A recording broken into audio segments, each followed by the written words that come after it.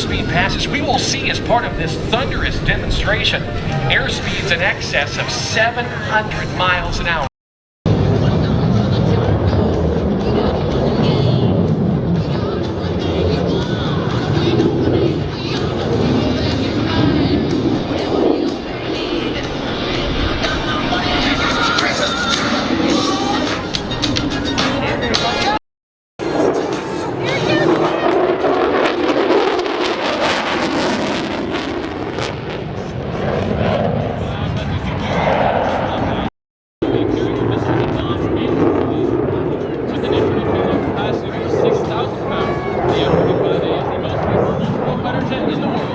If you ever wonder where those bombs and missiles hide, here is your answer.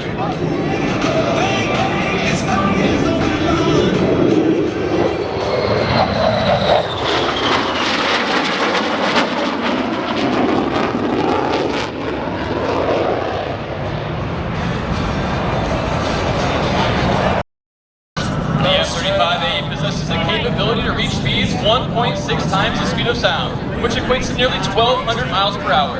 Today we will showcase just a fraction of this engine's capability. Watch now as Captain Blizzard accelerates to just below the speed of sound, covering an incredible 3 football fields per second. And if that wasn't impressive enough, she will then pull back on the stick and catapult the lightning cube from 300 feet to over 3 miles. Ladies and gentlemen, prepare for Freedom Thunder on the high speed pass.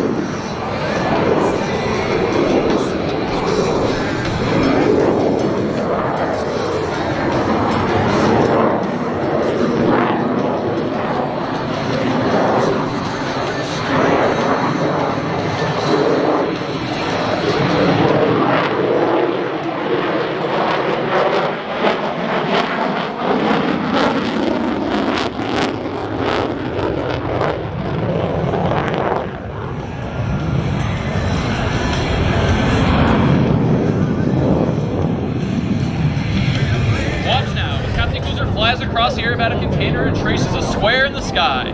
As she reaches the top of the loop, she will remain inverted and reduce the speed of the aircraft to just over 100 knots. Coming in from your right, the F-35 performing the unique square loop. I can't stop till I'm really done. We're gonna push it hard. We're gonna go. It's like I just can't miss.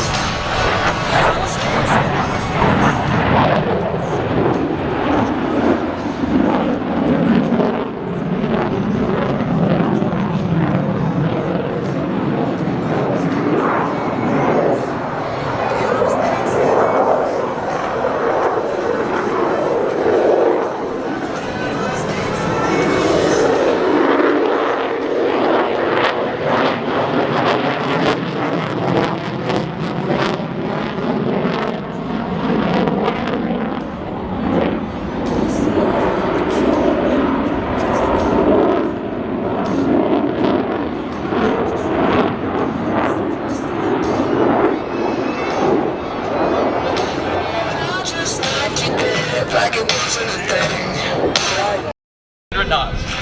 Coming in from your right, Captain Clues will demonstrate the F-35's slow speed capability.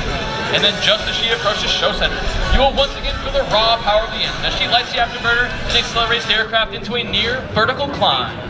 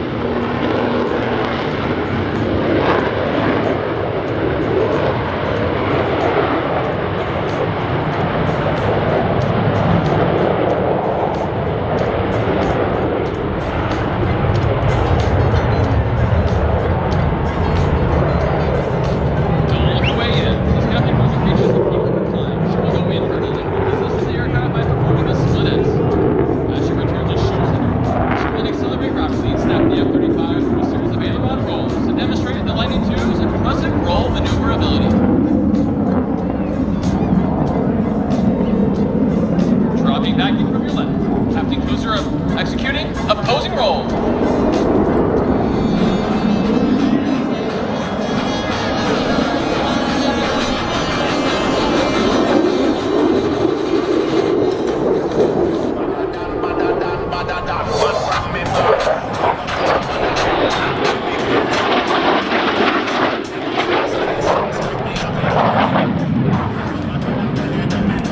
As the most technologically advanced fighter aircraft in the world, the F-35's flight controls give our pilots a distinct advantage to outmaneuver their opponents. As Captain Cruiser approaches show center, she will complete more than 135 degrees of thing change in just 3 seconds. Slide the skull of the F-35 to the turn, and then powerfully climb out of the maneuver. Closing in from your right, ladies and gentlemen, the tactical pitch.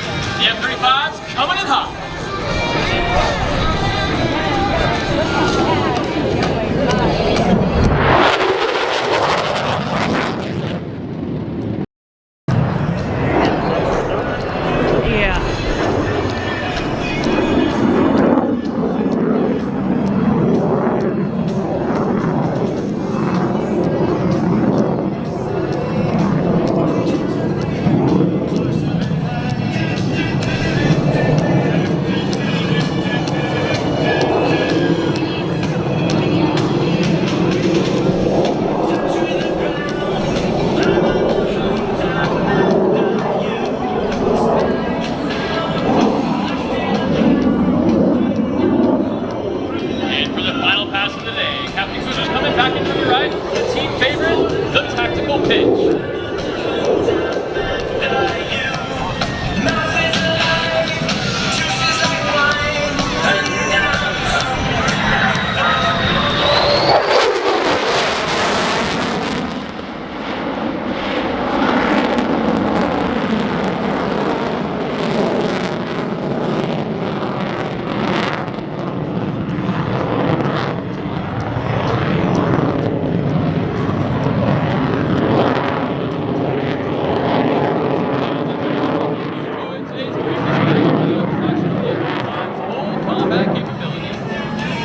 As Captain Cruiser prepares to land, we would like to give a shout out to our expert maintenance team that made today's demonstration possible.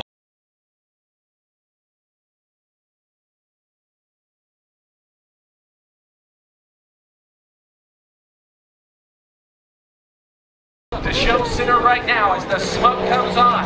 As we bring you a guy who calls McConnell Airforce Base his second home. He is indeed Brian Carell, and let's welcome him to our Saturday edition of Frontiers in Flight 2024. Taking this opportunity to get fully in tune with their aerobatic airplanes, much like a boxer in a ring or a Formula One driver strapping on a high-performance car. It's all about getting in the zone, and that's what Brian and Bill will be doing as part of this warm-up performance. Brian Carell, he's from Manhattan, Kansas. He's been flying ever since he went skydiving for the first time back in college at Kansas State. Today, he has accumulated more than 10,000 total hours of flight time in more than 70 different kinds of airplanes. Aerobatic flight is his passion. Flying the Pitt Special S2C, one of the world's most impressive aerobatic biplanes. We watch him now as he performs a snap roll on top of the loop in a maneuver we like to call the avalanche, as he now trades that altitude for airspeed as he quickly accelerates to our left at over 220 miles an hour. Ladies and gentlemen, McConnell, how do you like Brian Carell so far? Now, we look high and to the right once again as we bring on our second aviator. This is Bill Stein. He's from Ann Arbor, Michigan, flying the Zivco Edge 540. These aircraft are no longer limited by their structural capabilities, but rather the structural capabilities and the physical stamina of the pilots inside. Let's watch. Serving as a mentor for so many up-and-coming airshow performers, he is also the recipient of some of the industry's highest awards, including the Bill Barber Award for Showmanship and the ICANN Sword of Excellence. We watch him now on the 45 with two high-speed snap rolls on the downline. He again brings that altitude for airspeed and pulls into the vertical once again. Flying this airplane always but straight. I don't know about you, but my morning warm-up typically consists of a glass of water and some aches and pains. You know how it is. But for Brian and Bill, they push themselves to live their lives a little bit differently, going for that 115% every time they fly.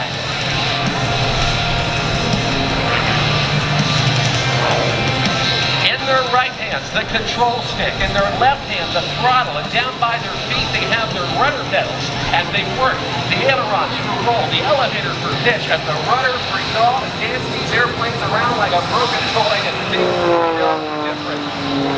Back to show center now. Brian Carell going through a bit of a tumbling maneuver as he slows it down, just about putting the airplane into park, and backs it up right through his own smoke. There's the recovery.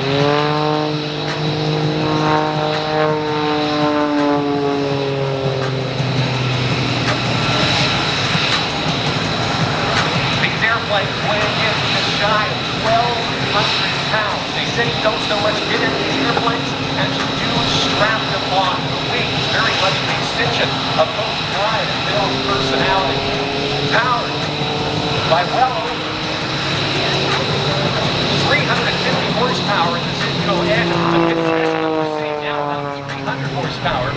It enables these airplanes to have a thrust-to-rate ratio of nearly 1-to-1, allowing these incredible pilots to perform maneuvers once thought to be impossible some 30 years ago.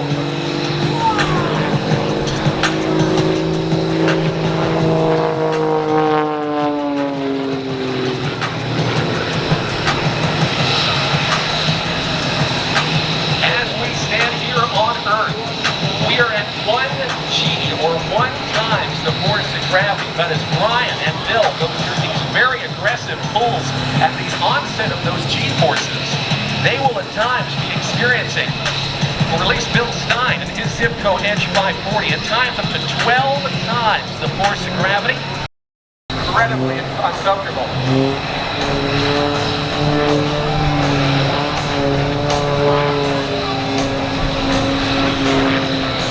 The Zipco Edge 540, flown by Bill Stein, might be an aircraft familiar to you if you watched the Red Bull air races on TV or on the internet over the past couple of years.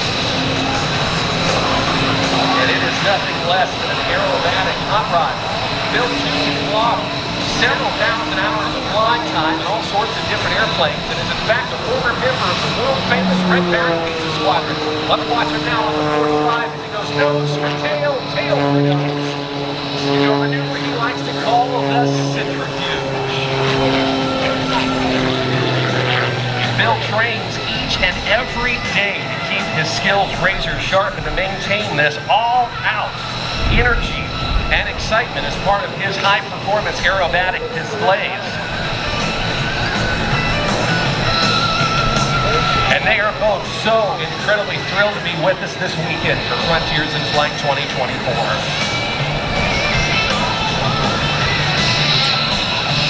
We are going to get Bill Stein recovered out there onto runway 19 right.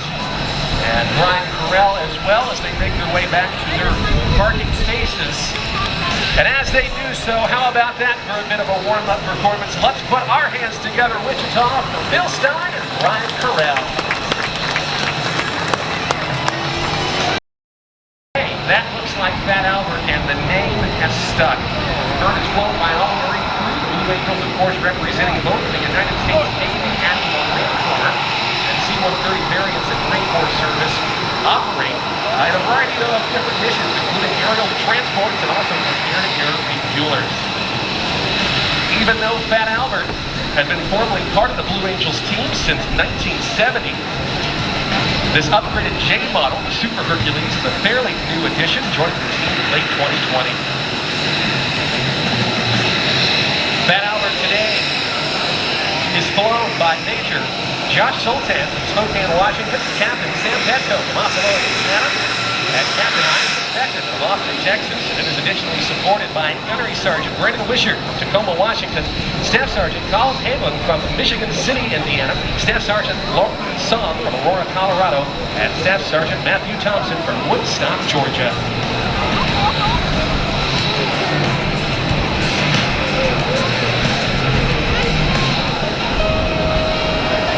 Inbound now for its approach. Here's Fat Albert.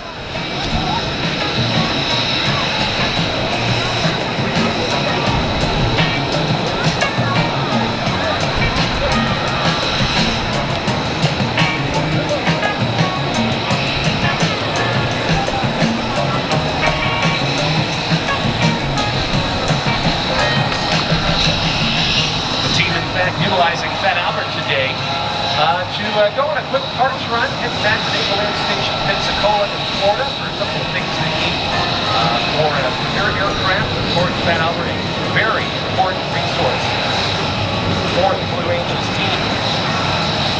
Well, right now, ladies and gentlemen, I want you to look to the right, because we're going to change up the pace with something totally different as we transition like a cruise missile.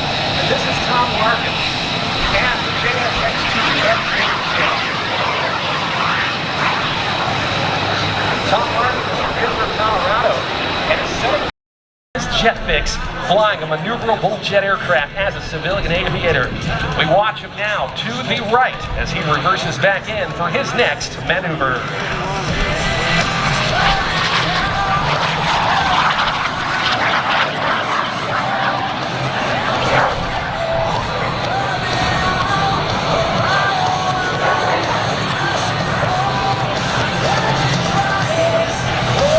And over the top for this big vertical looping maneuver as he now rolls 180 degrees back to upright flight. This jet is 16 feet long, 18 feet wide. Weight is 500 pounds, about the same weight as your right motorcycle. perspective on one of the world's smallest jets, this airplane is 2 feet shorter, 2 feet narrower, and 1/6 the size of a Tomahawk cruise missile. Tom jet kit orders delivered and flown, modified shows. There's a demonstration. It's like you're seeing. There you can go out there. There's the Shelby GT. Just about objects in the mirror are closer than they appear. In the lead, having served as part of our United States Air Force since 1953, you will see deployed from the back of the aircraft that UNF boom being flown by the boom operator. On board today is Technical Sergeant Russ Marcella, and he will, as part of these refueling operations, typically at altitudes of over 30,000 feet, fly that boom utilizing a series of hand controls while he lays the boom on the rear of the airplane to fly into the receptacle of the receiver aircraft. When those pumps are turned on, they transfer fuel at a tremendous rate, and enough fuel in just about a minute to supply a car with a full year's supply of fuel. They represent the ability for our United States Air Force to reign their global power and global reach, and they are indeed your hometown representatives. Ladies and gentlemen, the 22nd Air Refueling Base right here at the McConnell Airforce Base. A very big round of applause for our crew, the KC-155 and KC-46.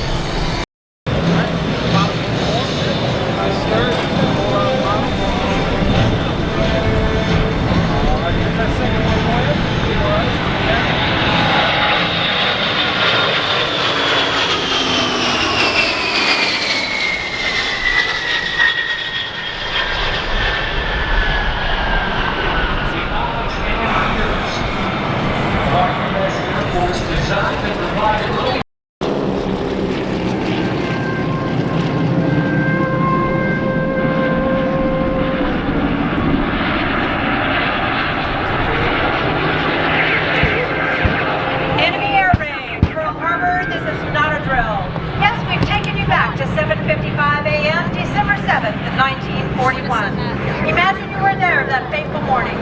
It started off as a peaceful Sunday morning over 8 years ago in Pearl Harbor at Hickam Field on the Hawaiian island of Oahu. Our entire naval base has waited, with most of them peacefully anchored within the confines of the harbor. Experienced the roar of the engines and the sounds of the bombs as the Imperial Japanese Navy approaches, and with the break in formation, launches the first wave of 189 fighters and bombers from Japan's first air fleet, led by Japanese Captain Yoshida. The unprovoked surprise attack was so complete that the coded success signal, Tora, Tora, Tora, was sent back to the carrier task force before the first bomb fell. A single remote radar station had spotted the incoming raiders, but totally destroyed, 159 damaged, and just 155 aircraft lay on the ground in various stages of disrepair. The first wave of 189 Japanese Zeros, Valves, and Kates hammered away for almost an hour.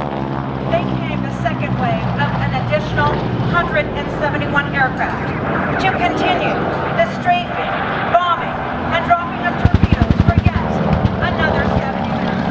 That's a total of 360 enemy planes. As they passed over and they can feel the devastation was horrifying. Right now, in center stage is our speckled Cape torpedo bomber. On the eastern edge of Fort Us, in the center of the harbor, 9 battleships lay at berth. The California, Oklahoma, West Virginia, Tennessee, Maryland, Nevada, Pennsylvania, Utah, and Arizona. Luckily at the time, our 3 Pacific aircraft carriers were out at sea. First, the Japanese hit with Kate torpedo bombers. The initial wave of Kates hit 5 of our battleships. The Oklahoma, California, Nevada, West Virginia. These Kates were specially equipped with shallow-headed torpedoes, specifically designed for the attack on Pearl Harbor. You see the shallow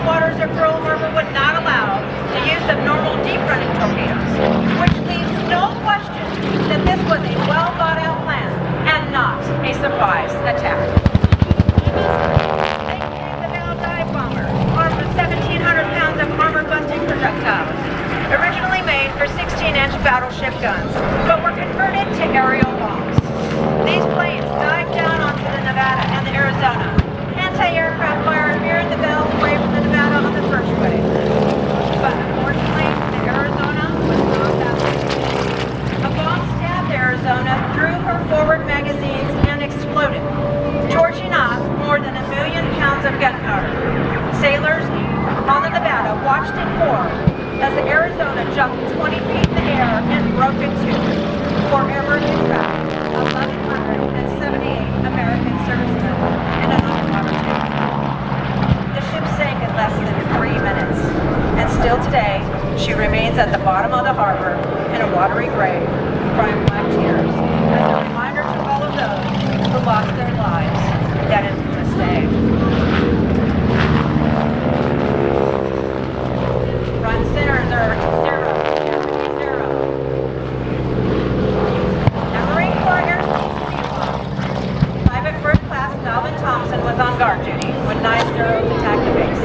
He stepped out of his guard shack, drew his .45 caliber pistol, and began firing on an enemy plane. A Japanese pilot, Yoshio Shiga, saw Thompson fire. Years later, Shiga remembered Thompson's tenacity and fighting spirit, describing the lone Marine as the bravest American I've ever seen. All over the island, soldiers were bringing their weapons to bear and fight. Anything they could get working. Their .45 caliber pistols or spring-filled rifles. And in some cases, our soldiers were able to get 30 and 50 caliber belt-fed machine guns into action, bringing down numerous marauding Japanese Zeros, Bells, and Gates. Meanwhile, at Bellows Airfield on the northeastern coast of the island, more U.S. Army pilots raced to their P-40s. Unfortunately, Japanese Zeros appeared at the same time and started strafing runs. One P-40 pilot was killed as he stepped into his cockpit. 2 other P-40s were shot down just as they got off the ground. The flight of 12 B-17s coming from the mainland finally arrived and were immediately attacked by the Zeros. Unfortunately, in all the confusion, the B-17s were shot at by friends and foe. The frightened crews landed wherever they could, one of them on a pineapple field not far from Hickam Field. A B-17 pilot, Major Landon, trying to land, said what a hell of a way to enter war. Out of gas, unarmed, and no place to land. Amazingly though, 8 of those B-17s actually made it to Hickam Field.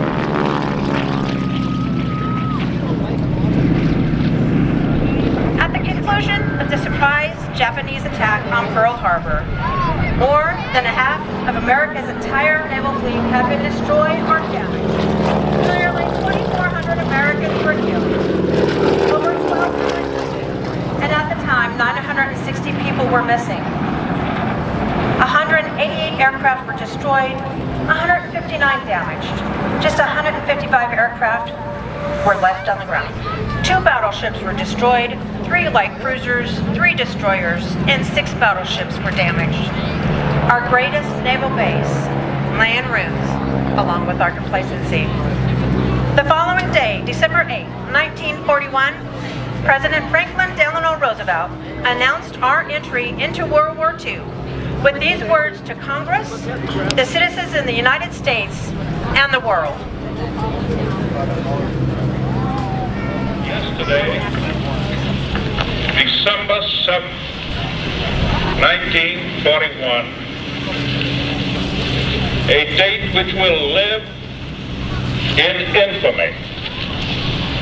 The United States of America was suddenly and deliberately attacked by naval and air forces of the Empire of Japan. It will be recorded that the distance of Hawaii from Japan makes it obvious that the attack was deliberately planned many days or even weeks ago. The attack yesterday on the Hawaiian Islands has caused severe damage to American naval and military forces. No matter how long it may take us to overcome this premeditated invasion, the American people in their righteous might will win through to absolute victory. Admiral Yamamoto, the mastermind of Japanese attack on Pearl Harbor, said, "I fear all we have done is to waken a sleeping giant and fill him with a terrible resolve." Well, he was right. In the 44 months of fighting that followed, the United States sank every one of the Japanese aircraft carriers, battleships, and cruisers that were part of the Pearl Harbor Task Force. Nagasaki, the city where the special armor-busting bombs were made, was destroyed by a U.S. atom bomb on August 9, 1945. And a little less than a month later, when the Japanese surrender document was signed on September 2nd, among the U.S. warships present in Tokyo Bay was our battleship, the West Virginia. Would you please bow your head and join me in a moment of silence in memory of all of those who lost their lives that infamous day. Thank you.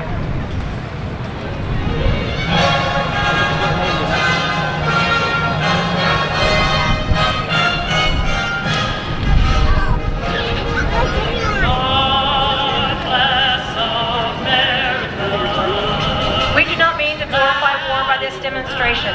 We simply honor a time when our nation was strong and united, patriotic. And the 3.5 years after this attack, we the people of the United States grew stronger by putting 16 million men in uniform, built 100,000 fighter aircraft, 98,000 bombers, 24,000 transport planes, 58,000 trainers, 22 aircraft carriers, over 1,000 other floating ships from battleships to submarines, and countless of thousands of ground vehicles. The United States of America's dedication led to the surrender not only of Japan, but Nazi Germany as well, giving peace and freedom to the entire world. We do this in appreciation of that dedication, determination, and effort, and extend our appreciation to the men and women fighting for our freedom today. We salute them all, past and present. Torah, Torah, Torah. Get your cameras ready. Fantastic shot.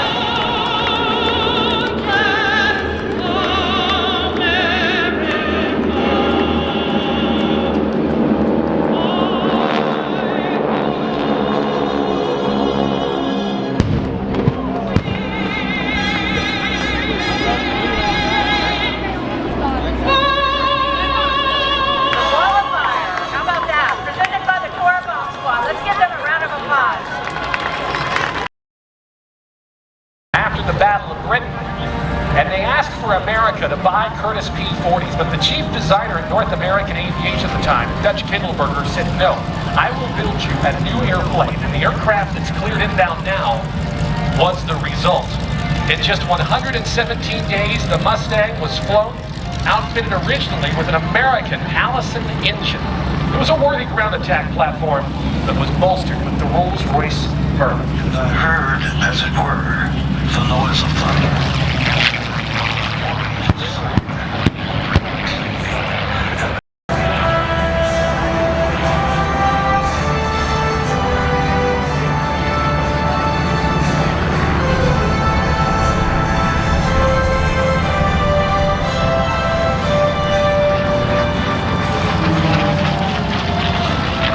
Up and over the top to the music of the Mustang. That sound that you will hear, often a whistling noise of the air through its 50 caliber Browning machine gun ports on the wings. They're sit back just a little bit, much like the musical flute, hearing music all on their own. We watch and listen to our left as R.T. Dixon from Concord, North Carolina approaches again in this P-51D Mustang that we call Swamp Fox.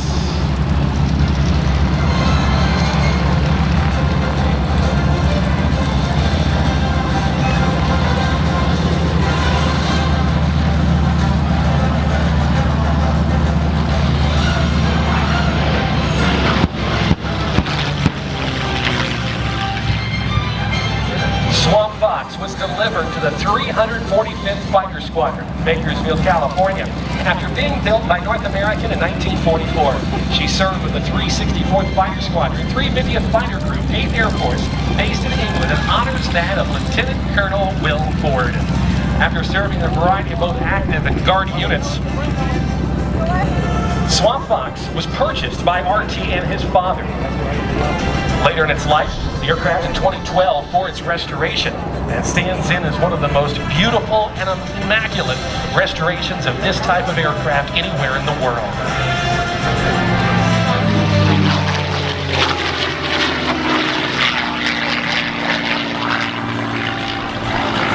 Swamp Fox pays tribute to the greatest generation and also to Lieutenant Colonel William Ford, United States Air Force retired.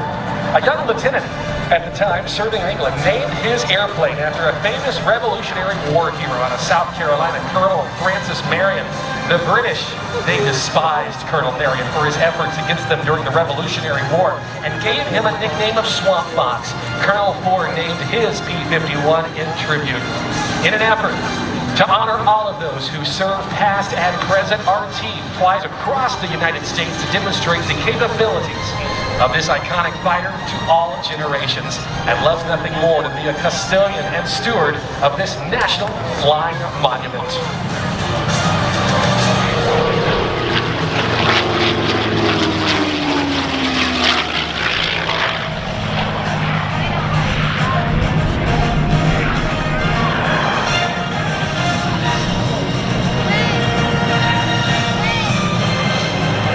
Nearly 15,000 P-51s were built during World War II by North American. Today, less than 150 remain in airworthy condition.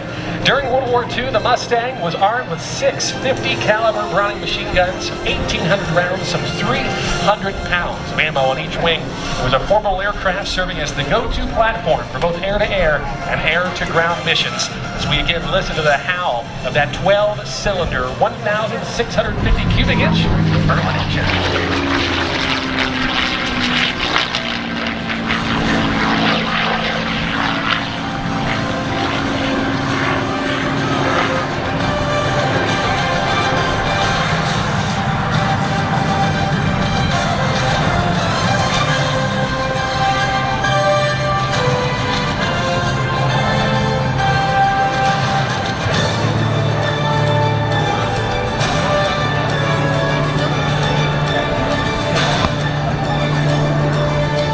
As RT approaches again from our left, Swamp Fox, this P-51D model Mustang, one of those prolific models. We pull the music back and listen to the sounds of this engine as he comes by from our left.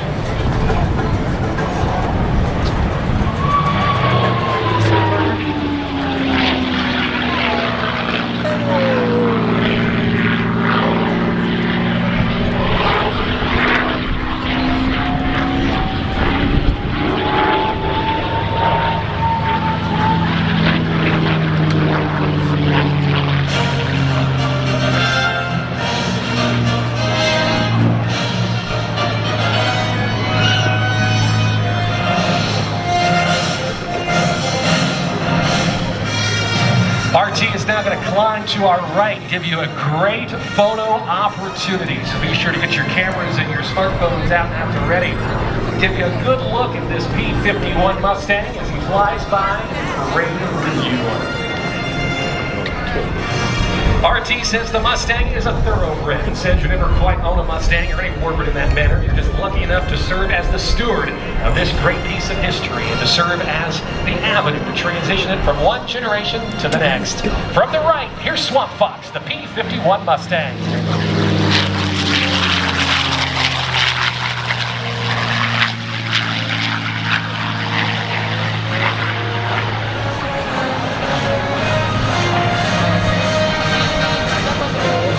More than 16 million Americans went on to serve during World War II, and after the nation's entrance into that war in December of 1941, more than 400,000 perished. Today, only a very small handful of World War II veterans are still among us, and as they reach the age of nearly 100, we may never forget the sacrifices made by those brave men, women, friends and family, sons and daughters who helped preserve the freedoms that we know of today.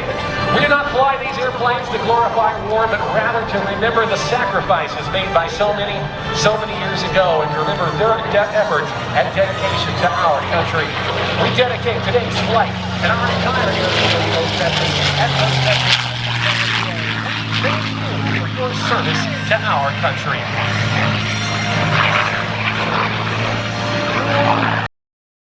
Call sign Homebrew from Manhattan, Kansas. They're on the takeoff roll now.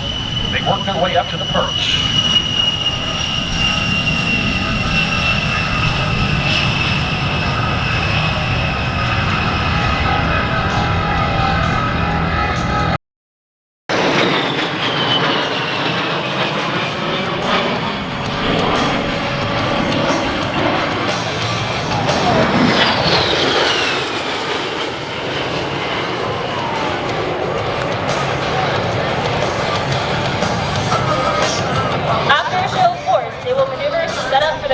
Weapons delivery. Maneuvering to the south, Homebrew and Stifler are setting up for a bombing run.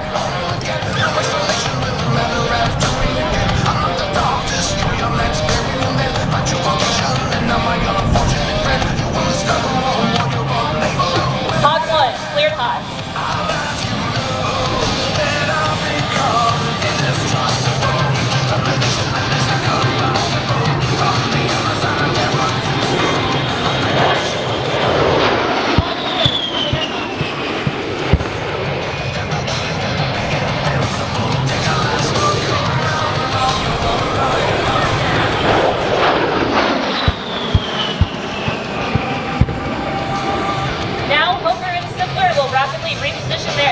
To clean up any enemy combatants that may still be on the field of battle with a low altitude strafe run.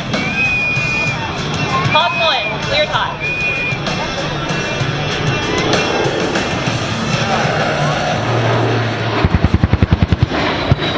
Hog 2, cleared hot.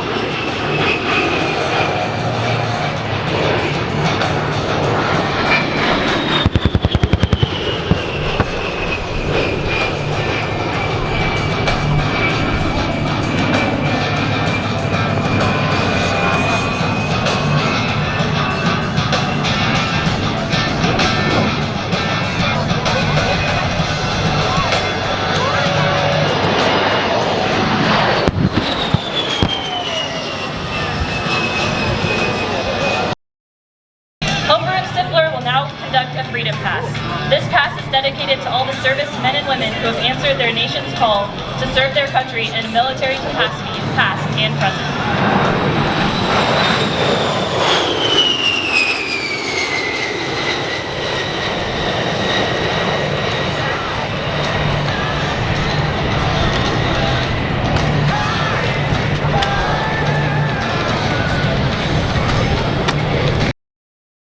The rugged design of the A-10 allows it to land on unapproved surfaces such as highways, gravel, and even dirt in very short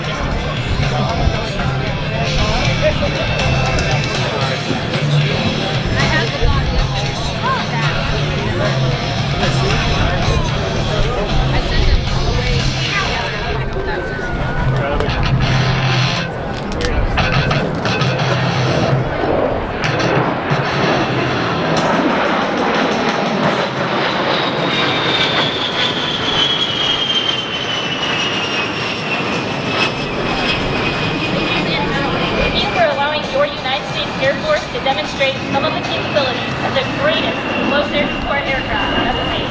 Please enjoy the rest of the show. Thank you very much.